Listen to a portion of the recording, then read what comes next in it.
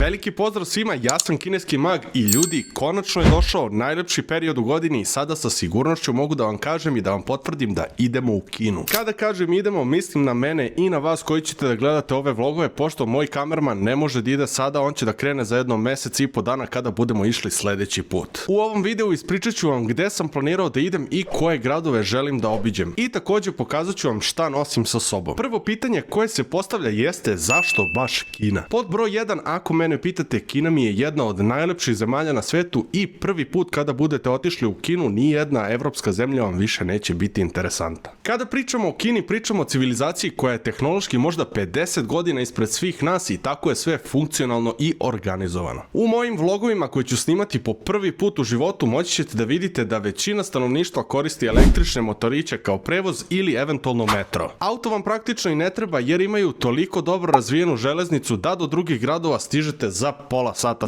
ako nije baš daleko. Što se tiče novca, njega u Kini ima sve manje u papirnom formatu i sve je već digitalizovano. Čak i starije stanovništvo od 70 plus godina ima telefone sa aplikacijama i bez problema svi to koriste. Kada kažem digitalizovano, mislim na njihove dve najpopularnije aplikacije, a to su WeChat i Alipay. WeChat vam je kao naš WhatsApp samo na steroidima i tu možete da se dopisujete, kupujete vozne karte, karte za koncerte, da zovete taksi, pratite pakete i da, dobro ste me čuli, sve to možete da radite u jednoj aplikaciji. Što se tiče plaćanja u prodavnici, također sa WeChat ili Alipay aplikacijom, kada dođete na kasu skenirate QR kod i tako platite. Stanovnici Kine čak ne moraju da nose ni telefone ni novčanike sa sobom, oni mogu samo da prislone dlan ovako na senzor i da plate. To je meni jako cool opcija. Ako bi i vi želeli da to možete ovdje kod nas u Srbiji, napišite dole u komentaru. Što se tiče ljudi, ne znaju engleski u 90% slučajeva, ali svi su uvek nasmejani i retko vidim da su nervozni. Dešava se u nekim slučajevima da vas zaustave na sred ulice zato što ste stranac i zato što ste interesantni i žele da se slikaju sa vama. Zato što dosta njih dolazi iz nekih malih provincija u koje stranci nikada nisu zašli. Iskreno se nadam da ću u nekom od ovih gradova u koje idem moći da naletim na onaj taksi bez vozača ili dostavu hrane putem dronova i da ću to moći da vam snimim zato što je to meni jako interesantno. Drugo pitanje jeste u koje gradove u Kini idem ovaj put. Ovaj put sam se odlučio ni manje ni više nego za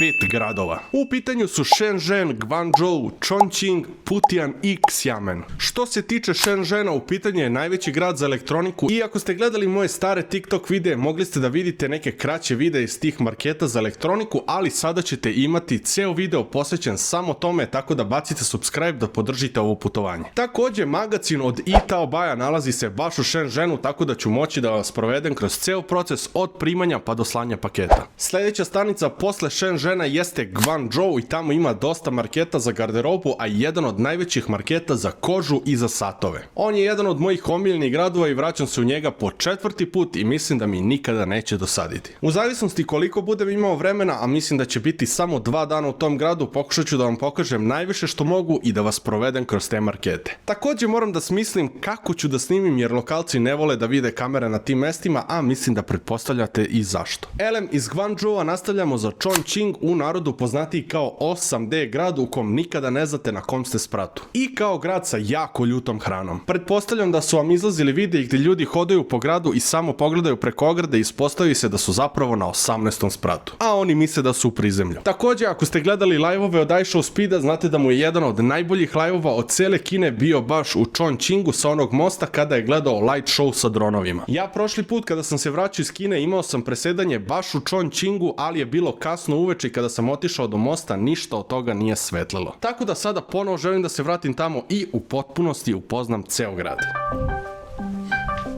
Nakon Chongqinga idemo nešto istočnije u grad koji se zove Putian. Ovo ime grada mnogima je poznato jer je ovo grad gdje ima najviše fabrika za patike. Davnih 1920. i 1930. Nike i Adidas su baš imali fabrike u ovom gradu, a danas ima sigurno preko 100 fabrika koje prave, znate već koje patike. Najveći posao lokalaca odvija se isključivo noću kada padne mrak, gdje izlaze na ulici sa svojim skuterčićima i raznose patike, tako da možete da vidite nekog lika koji nosi 5 patika na svom skuteru na leđima. Obično su to magacini koji su skriveni od očiju javnosti i uvek su lokalci na oprezu. Nikada nisam bio u ovom gradu, tako da ne znam šta da očekujem. I za sam kraj ostaje Xiamen, grad na moru koji malo podsjeća na spoj američke i kineske kulture. Prošli put kada sam bio bile su nenormalne temperature pa sam jedva čekao da se vratim u sobu. Ali s obzirom da je sada kraj septembra, početak oktobra, očekujem da će tu biti temperatura između 20 i 25 stepeni. Šta sve nosim u Kinu? Pa pod broj 1 nosim svoj pasoš jer bez njega ne mogu da idem, a ovaj put sam odlučio da ponesem im novi Sprayground ranac. Nekako mi je jako cool i ima mi taj neki airport vibe. Što se tiče patika koje ću nositi na ovom putovanju, prve patike za koje sam se odlučio jesu ove Jordan 3 Ama Manieri. Ako mene pitate, ovo je možda najbolji kolorove koji sam ja ikada video za Jordan 3.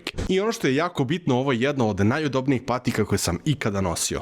A kada idete na tako dugačka putovanja, bitno je da imate jako udobnu obuću. Drugi par za koji sam se odlučio jesu ove Jordan 4 Travis Scott u ljubičastoj boji. I također, ako mene pitate, ovo je možda jedno od najlepših patika koje sam ikada imao. Ako uzmemo u obzir i oblik, i boju, i udobnost, apsolutno čista desetka. I za sam kraj treba mi jedan neutralniji kolorvej i izabrao sam ove Jordan 4 Pine Green i mislim da ću moći da ih kombinujem apsolutno uz sve. Što se tiče stvari koje nosim, odlučio sam se za Essential shortseve jer su jako udobni i odlučio sam se za široke Carhartt bermude. A što se tiče majici, uglavnom ću nositi ove što sam kupovao iz Kine, a to su Acne Studio, Off-White, Supreme i Nike. Što se tiče snimanja, potrudit ću se da sve snimim sa svojim telefonom jer planiram da kupim kameru u Kini, tako da moram da snimam sa njim.